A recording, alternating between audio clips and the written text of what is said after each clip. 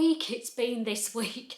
I've been tearing my hair out with my make of the Fringe dress, made loads of stupid mistakes. This little tool has been in my hand countless times. It was on fire. But the Fringe dress is done. So if you want to find out how I got on and how I overcome all my dilemmas and what else I've been up to this week, let's get cracking.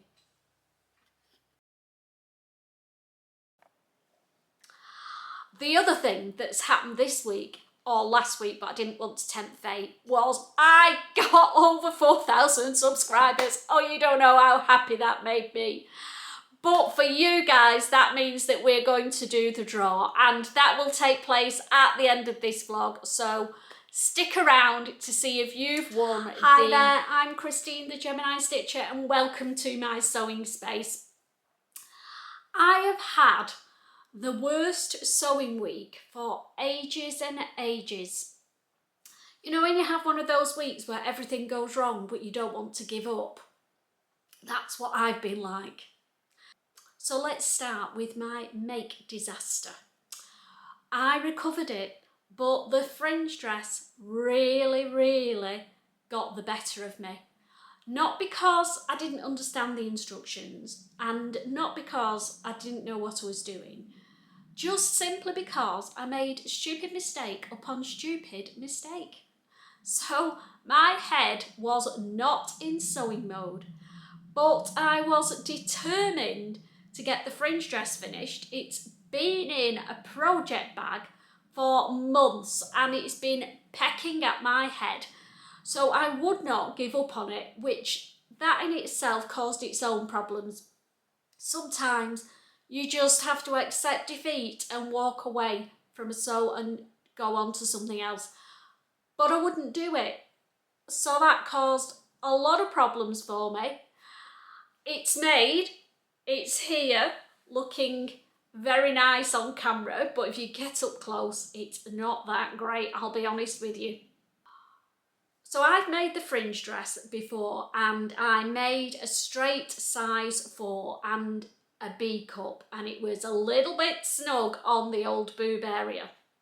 So this time I made a few tweaks. I went up and I used the C D cup bodice, and the difference is with that one, they all have darts at the waist, but the C and D cup also has side darts as well, which I thought would give my boobs a little bit more breathing space. So because I'd gone up a size, I looked at the bust measurements and decided to go down a size in the actual bodice, which, you know, scratches your head a little bit, doesn't it? But I thought it's going to have more room and I don't want it to swamp me. And it actually worked. So I made a CD cup size 2 and it is a perfect fit. So I got the fit good.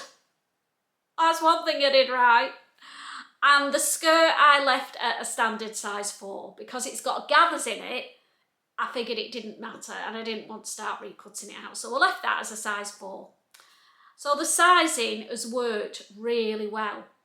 The problems have been me and my lack of sewing ability last week, to be honest with you.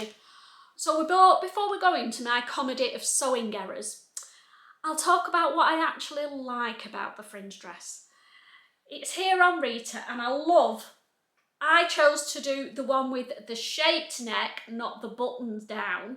And I love the shape of that neckline, really do. And I definitely will use that bodice block again, maybe with a different skirt.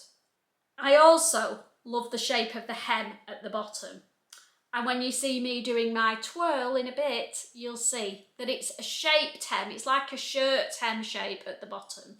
And the reason I like that is because it scoops down at the front and the back, which hides my chubby knees, and I've got a few lovely varicose veins behind one of my knees, so the scoop down bit hides the veins, but then it goes up at the sides, which gives a cheeky flash of leg as well. So the best of both worlds really, and I love that shape of hem. So let's move on. Now I've told you how much I love the fringe dress. Let's move on to my stupid mistakes that I made this week. The first thing that I did wrong was quite really silly for me, because I'd bang on about using interfacing on all my makes. Now with the fringe dress, because of the shape of the neckline and the fact that I was using a floaty viscose fabric for it, they do suggest, it's only a suggestion, that as well as interfacing the facing piece, you put narrow strips of interfacing on the actual bodice. Why did I not do that? I don't know. I really don't know, but I didn't. So yeah, that caused me my first headache, because when I sewed the facing to the neckline, and then you have to sew it, top stitch it round to hold it in place all the way around, which is really good because it means it's not flapping around. When I was doing that, even with best press, the fabric was shifting. So I've ended up with a few spaced places down this side particularly, where it's gone a little bit wavy and wiggly, and I know it's going to annoy the hell out of me, but it's done. What can I do other than take it all apart? And I don't want to unpick this quite floaty viscose fabric anymore because it was a nightmare to unpick as well. So first tip, put the interfacing on the bodice if you're doing the shaped neckline, because it will keep it sturdy and stop it from shifting and stretching. Even with stay stitching, still put that interfacing on the bodice as well as the facing. So that was my first rookie mistake really. Read the pattern, Christine, and do what it tells you to do. So because I didn't put that interfacing in, I ended up unpicking the facing pieces twice to try and get it to fit. And the thing is, once you start unpicking around the neckline, the more you do it, the worse it gets, because it starts stretching out even if you've done stay stitching. So yeah, and even when I unpicked it, I still didn't put the interfacing in. Where was my head? God only knows. So the next thing that I did wrong was, and I've still not corrected it, was put the waist ties, I wanted them in the front darts. Thought I'd measured it right, looked great, but the dart is all the way up here and the waist is there and my boob is here. So you can see I've put these waist ties in too high up. So I'm going to unpick this dart when I've got my head straight. It's a bit mashed with the fringe dress at the moment. I've fallen right out with it. I'm going to unpick the darts, move that further down and re-sew the dart. I'm not taking the skirt off, I'm just going to unpick carefully in between and move those straps, ties down. And if that's all I'd done wrong, well then it would have been all right, wouldn't it? But I'd already messed about with the facing piece. So then I went on great guns. Everything was going really well. I put the sleeves in, put the cuffs on the sleeves. They went in really well, stitched in the ditch so that they caught on the inside and everything went smoothly there. And then before you attach the skirt on, you have to put the pockets in. They went in great. And then it tells you to press up your hem. And it's a very narrow hem because it's shaped, but you have to press it up twice. So I was very conscious of this. So I took my time, used my best press, pressed it up twice all the way around, all nice and neatly, and looked brilliant. So then all I had to do was sew the hem. But it was lunchtime and my tummy was grumbling. So I gave myself a well-earned break. Not the right time to have a break, Christine.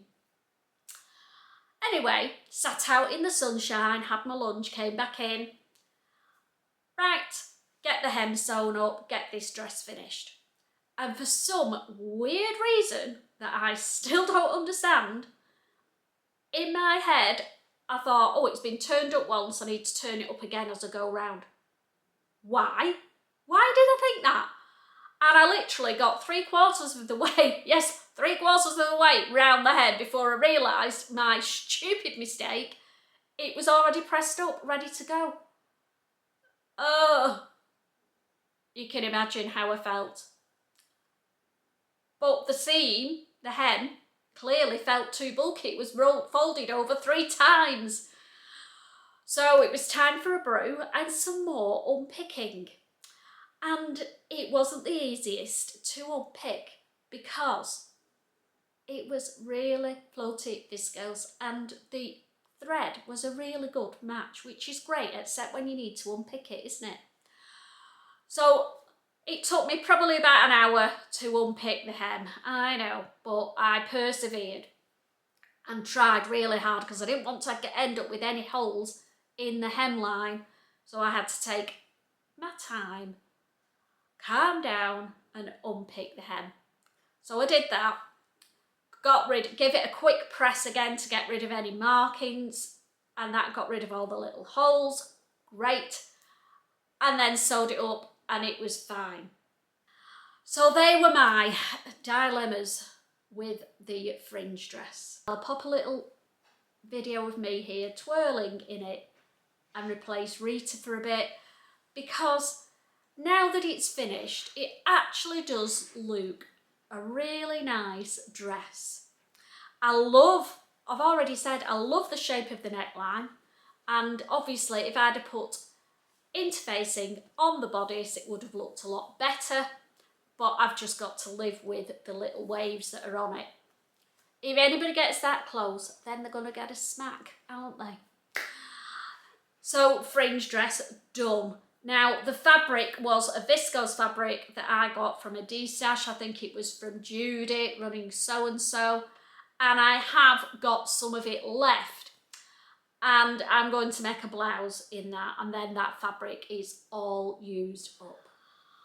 So what else did I make this week? Well, the last 2 things that I made are a little bit secret squirrelish, but I'm going to give you a sneaky peek, just so you don't think all I've done this week is unpick a fringe dress. You'll know if you watched the vlog that I put up last Thursday with Steph that we're working with Sew Different Patterns again, and we've been gifted their Summer Lovin gift box, and it comes with lots of patterns. So I made a star on a toile of the kaftan that's in that pattern, that's in that box. I'm not going to go into huge detail because we will be doing more vlogs on that sewing box as we go along. But this is the first one that I've made, and I've used fabric that I bought recently from Wasted Fabrics. It's the kaftan, and I've made it short length, and it's going to be a beach throw for my halls. So that's the first of my kaftans done.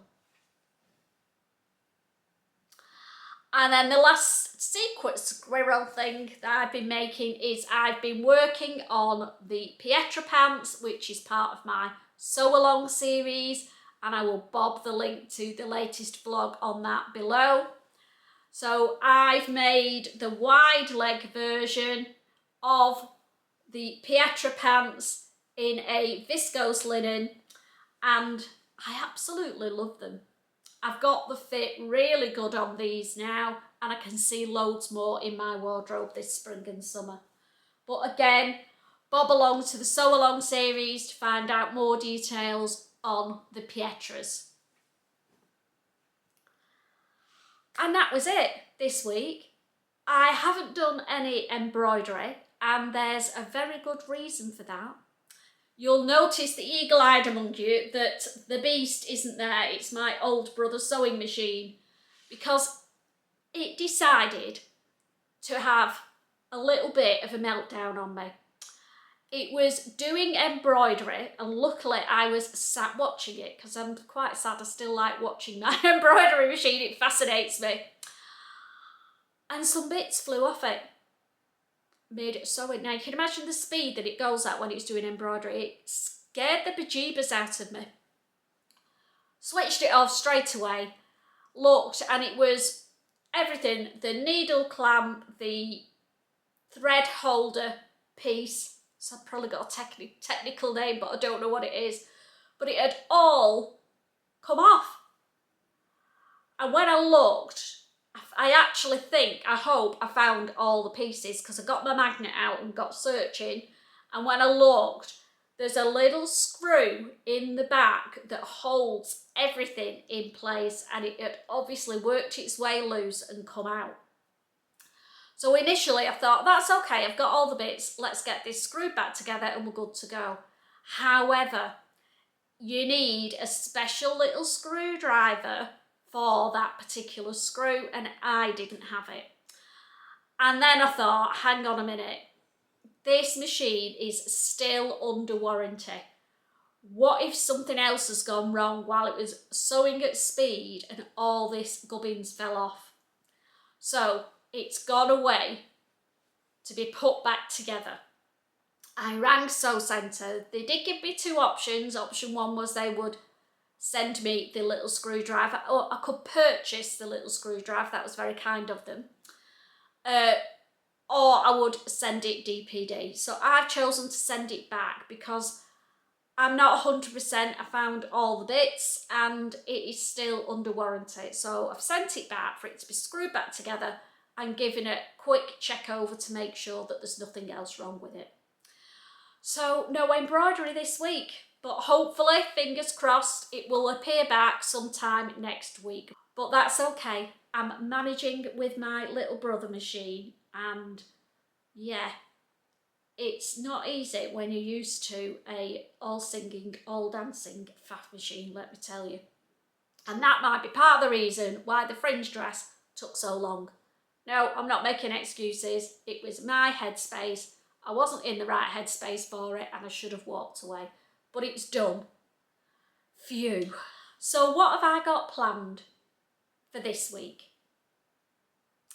Well, the first thing that I want to do is make a start on the Freddie jacket.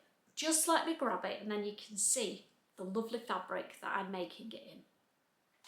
So I'm going to be making the Freddie jacket by Bella Loves Patterns. Now this caught my eye because I've wanted to make a Chanel jacket. I bought some fabric from Barcelona when I went there last year.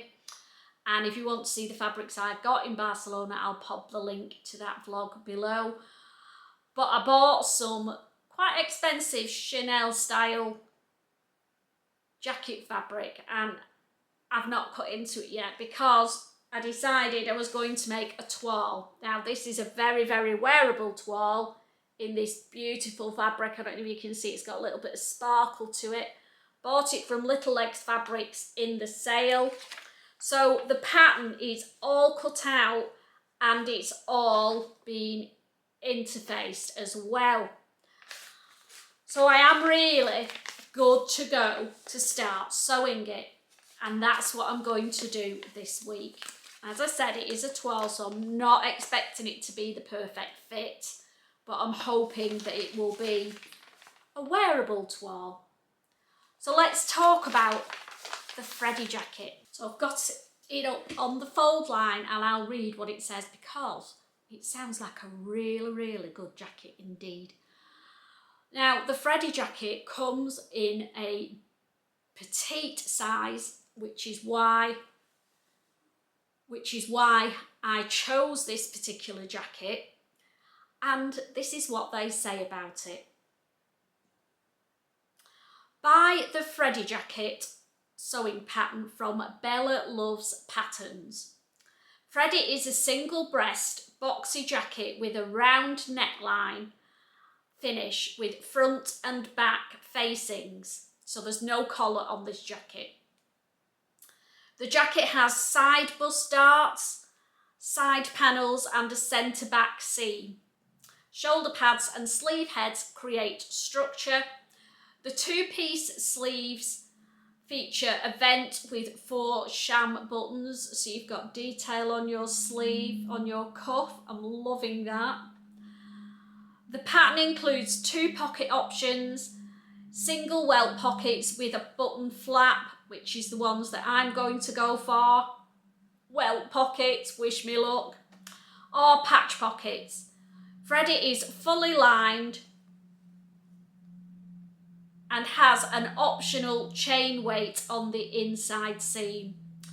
So, note to self, I need to get some shoulder pads and I need to get chain weight as well, because even though this is a toile, I want to do it properly and see what it's gonna look like with the chain weights and the shoulder pads in.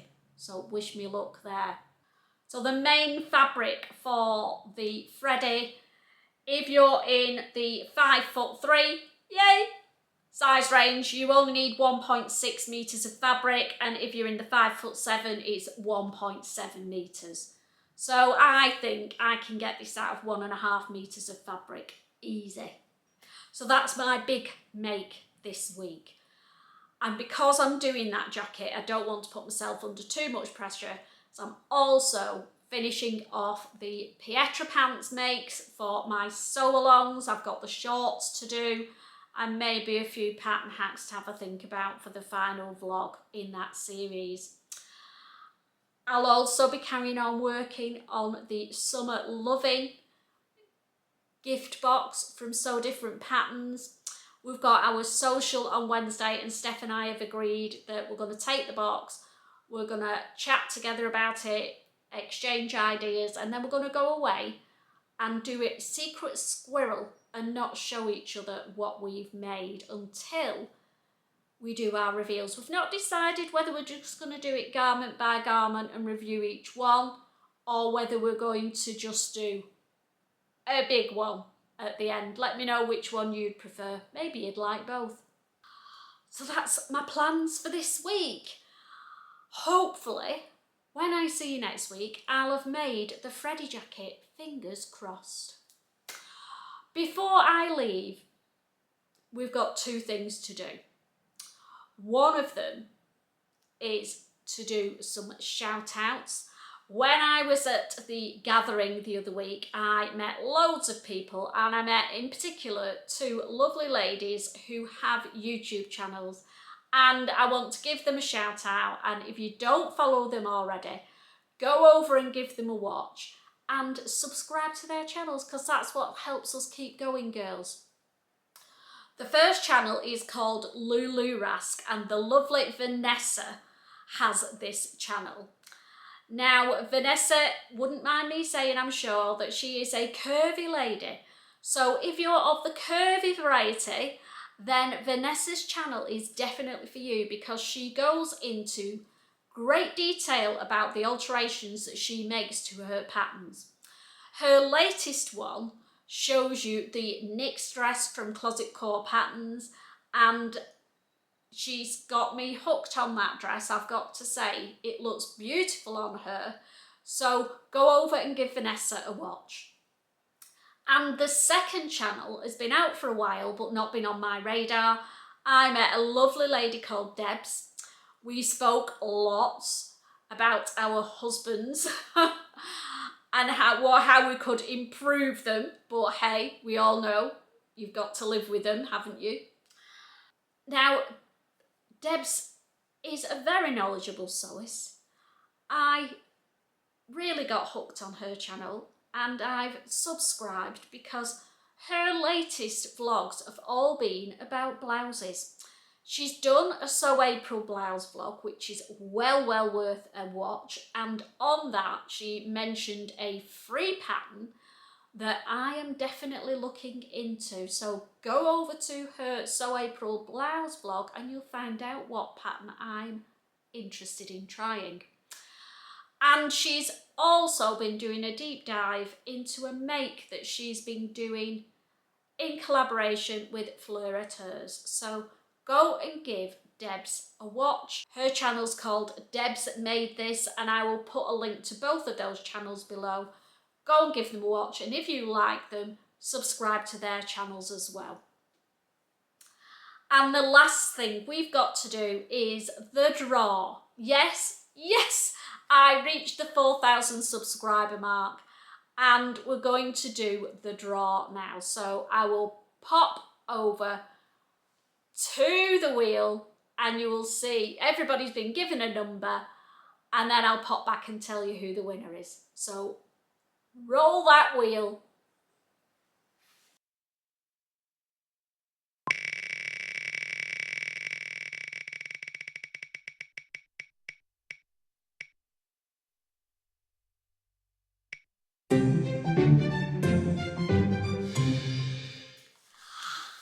So the winner was number 12, and everybody's been given a number in here. So let's see who number 12 is. The winner is Rosie Wilson. So well done, Rosie. In the comments below, I will put my email address. You just need to email me where you want your box of goodies sending to, and I'll get that popped in the post to you. So thank you all for all the support that you give me, all the likes, the comments, the subscriptions. If you're not subscribed already, please subscribe to my channel. It helps me know that I'm doing something that you all want to watch and keeps me going. So I will see you all on Thursday, where we're going to be talking about embroidery machines and where I'm up to on my embroidery journey. So if that's something that you're interested in, I will see you all again on Thursday.